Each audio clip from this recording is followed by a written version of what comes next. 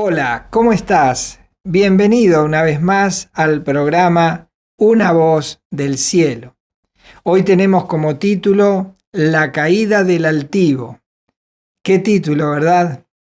Y esto tiene que ver con algunas cosas que vamos a tratar hoy y pensaba cuándo una caída es más drástica, más trágica, más desastrosa. Bueno, cuanto más alto se sube, más terrible es la caída. Y hay una forma en que el ser humano sube muy alto.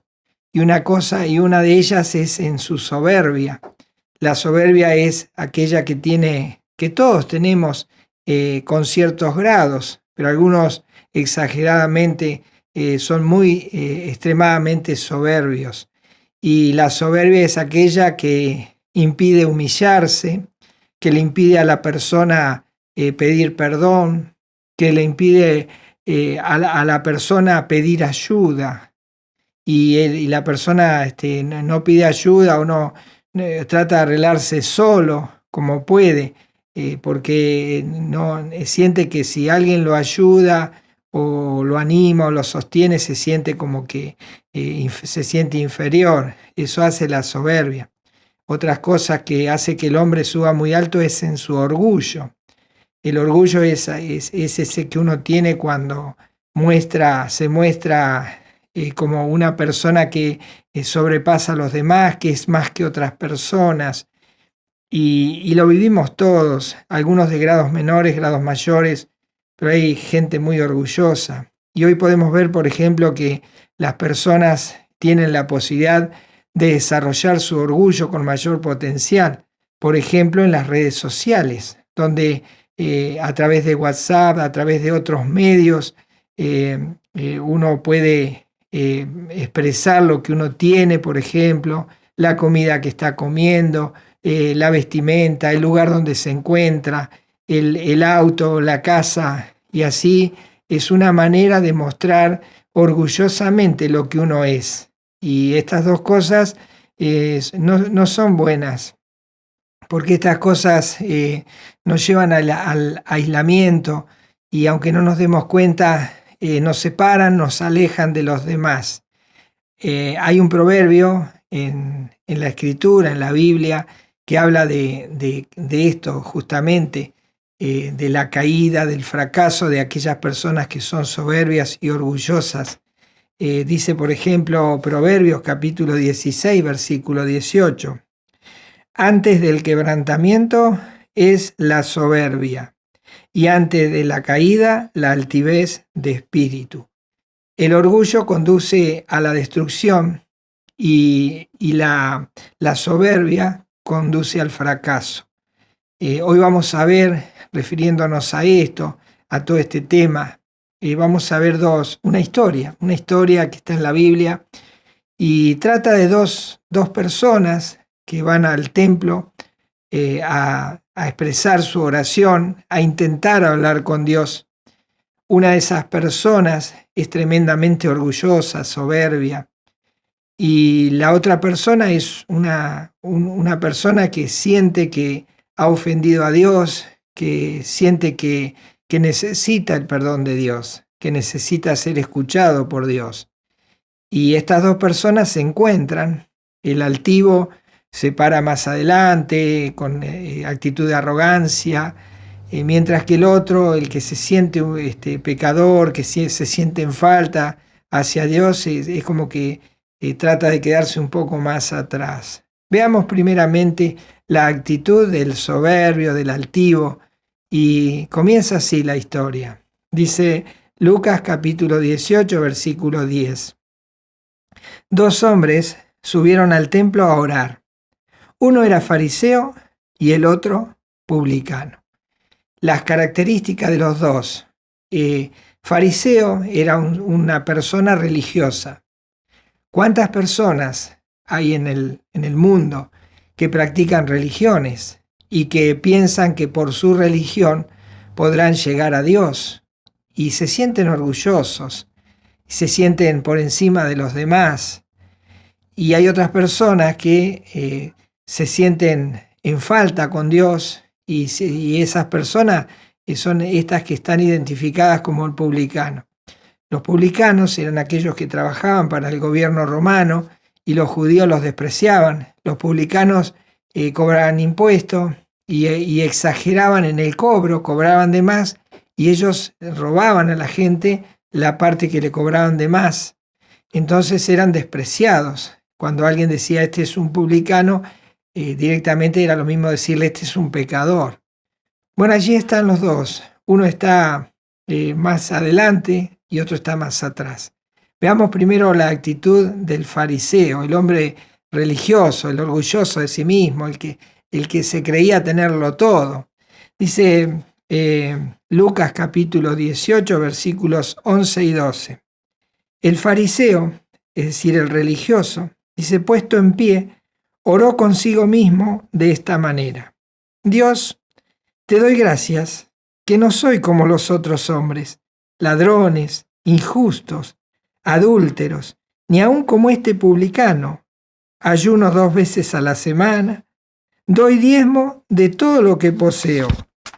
Aquí encontramos a este hombre que se apoyaba en su religión y que pensaba que estaba ganándose el favor de Dios por sus propios medios, que por lo que él hacía Dios lo iba a aplaudir y que por eso él podía, es como que le hacía un favor a Dios ayudándolo en las caridades, ayudándolo en tal vez estar todos los domingos en la iglesia, de hacerse el hombre religioso. Y bueno, él dice que oraba, pero su oración no pasaba del techo, porque este tipo de personas no convencen a nadie. Y entonces es como que él intentaría tal vez orar a Dios, pero dice que no, una persona que es de esta forma de ser, ni siquiera puede orar con alguien que sea compañero, porque no tienen personas que los aprecien por ser como son, soberbios, orgullosos. Así que la única que le quedaba, Dios no lo iba a escuchar, no había nadie a su alrededor que lo escuche. Entonces dice, bueno, voy a orar conmigo mismo. Era tan soberbio que oraba consigo mismo. Y él mismo se decía en su orgullo, en su soberbia, decía, qué bueno que no soy como este que está atrás, que son ladrones, publicanos, adúlteros. Qué bueno que no soy como los otros. Siempre nosotros entendemos que estas personas siempre están criticando a los demás por lo que son, por lo que hacen, y siempre tienen algún problema. Y en cambio él no, él es un ser perfecto. Pero estas personas están aisladas en el mundo y no tienen el favor de Dios, ni siquiera de sus semejantes. Y los que se acercan a ellos lo hacen por compromiso o por alguna relación inevitable que tienen. Y es triste vivir de esta manera. Y tal vez el orgulloso no se da cuenta. Tal vez el soberbio cree que está todo bien. Y esta persona le decía a Dios todo lo que él hacía. Y le decía, yo te traigo ofrenda. Dice, ofrendo, dice, ayuno. Hago todos los ritos religiosos. Así que debería de merecer tu favor, Dios. Y este hombre estaba de pie. Y bueno, qué triste, ¿verdad? Qué triste es la altivez de este hombre. Pero estos hombres caerán muy fuerte porque llegan tan alto en su soberbia y en su orgullo que la caída es catastrófica. Dice que estaba de pie ante Dios, ni siquiera era capaz de humillarse y poder arrodillarse, tener una actitud más humilde.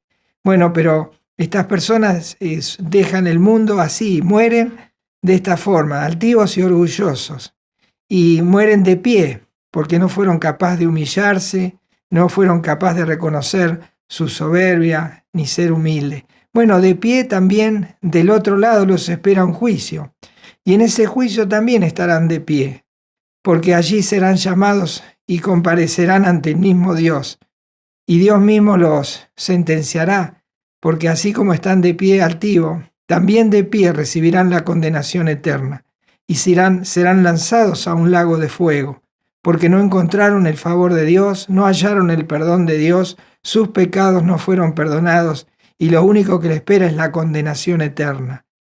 Todo lo contrario de lo que ellos pensaban. Y así de pie recibirán la sentencia de muerte eterna. el libro de Apocalipsis, el libro de las Revelaciones, muestra cómo va a ser el juicio final, donde estas personas, a los cuales la Biblia los llama grandes, pequeños, tratando de decir, hay personas que son extremadamente ricas o tienen una buena posición económica, y hay personas que son humildes. Tanto el rico como el humilde, los dos pueden ser orgullosos. Así que no importa si uno es rico o es pobre, pero lo que sí importa es que si es orgulloso, jamás conseguirá el favor de Dios. Y así de pie recibirán la sentencia. Dice Apocalipsis capítulo 20, versículo 12, hablando del juicio final, dice: y vi los muertos, grandes y pequeños, de pie ante Dios. ¿Ve? Ahí está, de pie. Así le gustó estar en el mundo. Dice, de pie ante Dios. Y los libros fueron abiertos. Y otro libro fue abierto, el cual es el libro de la vida.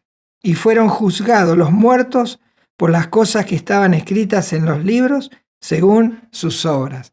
Y como sus obras eran malas, esas obras mismas los condenan. Porque ser orgulloso delante de Dios, delante de los demás, es soberbio, altivo, eso no está bien delante de Dios. Pero sin embargo, todas esas actitudes se escriben en un libro.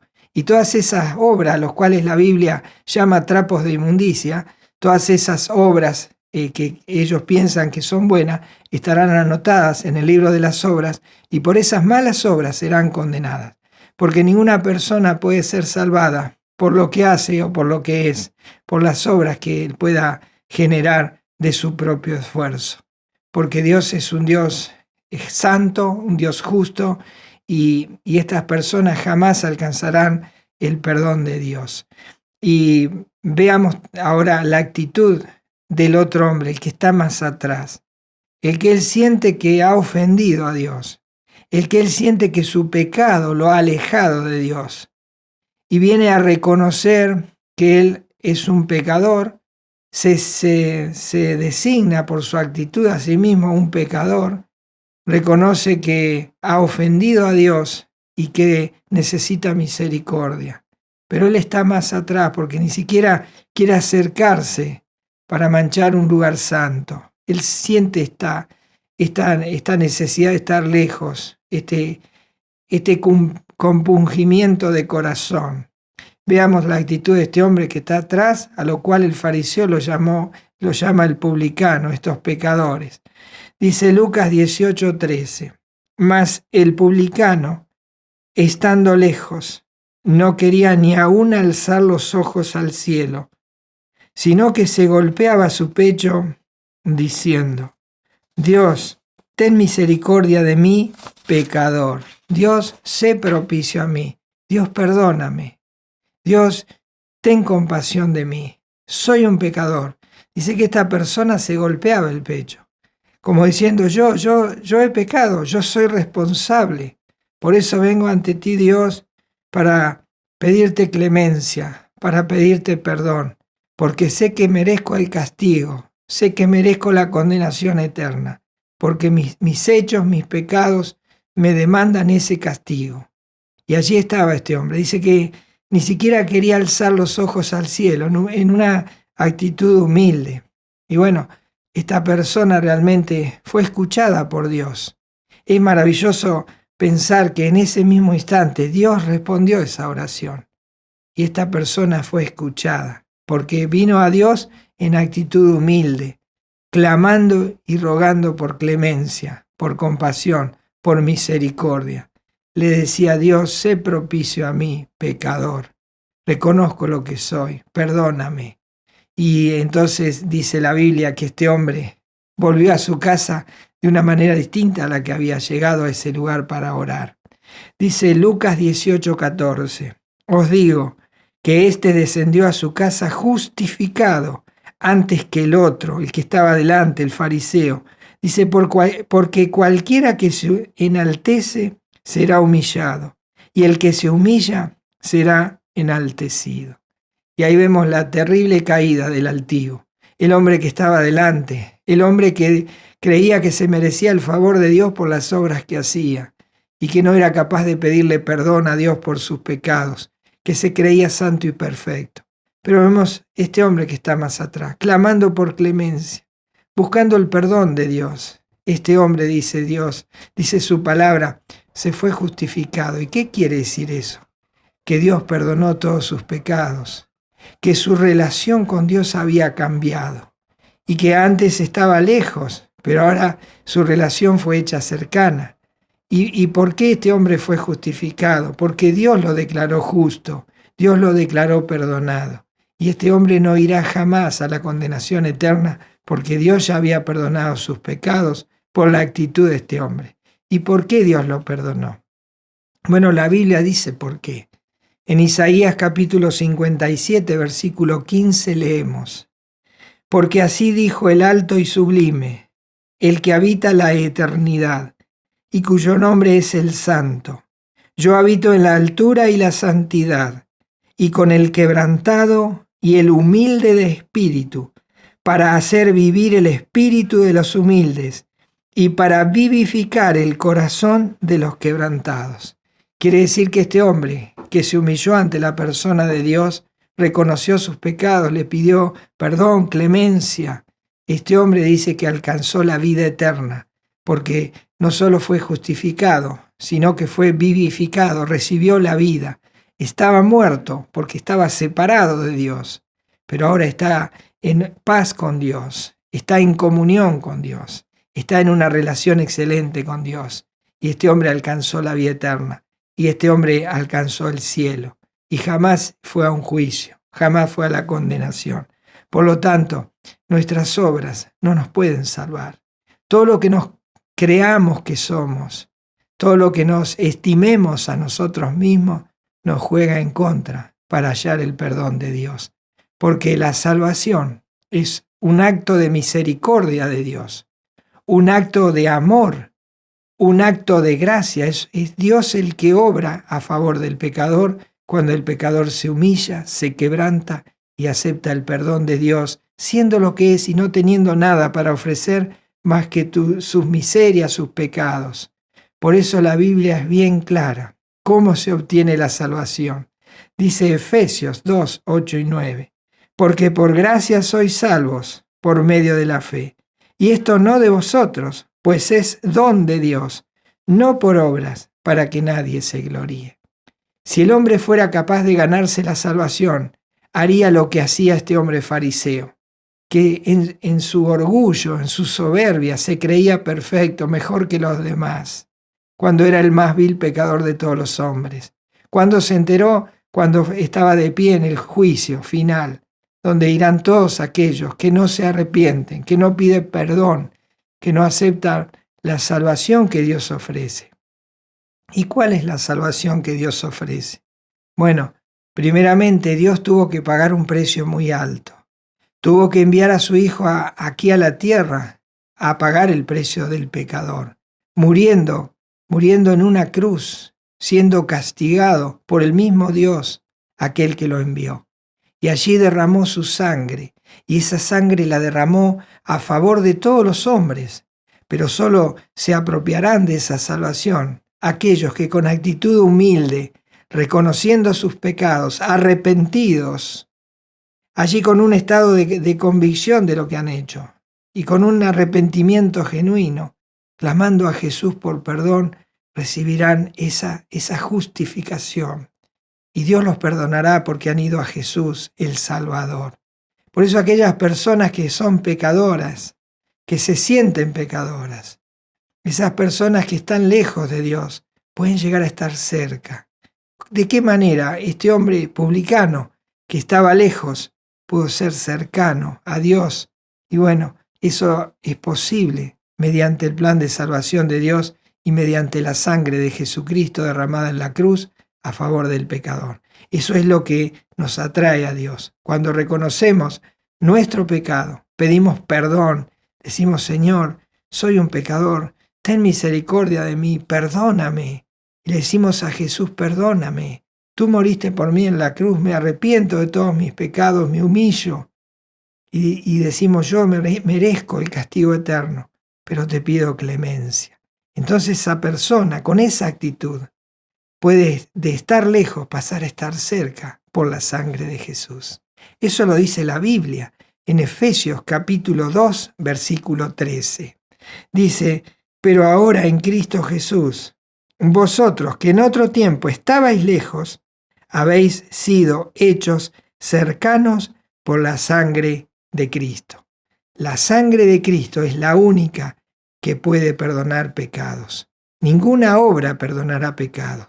Ningún acto altivo, soberbio, va a permitir que Dios pueda justificar a esa persona.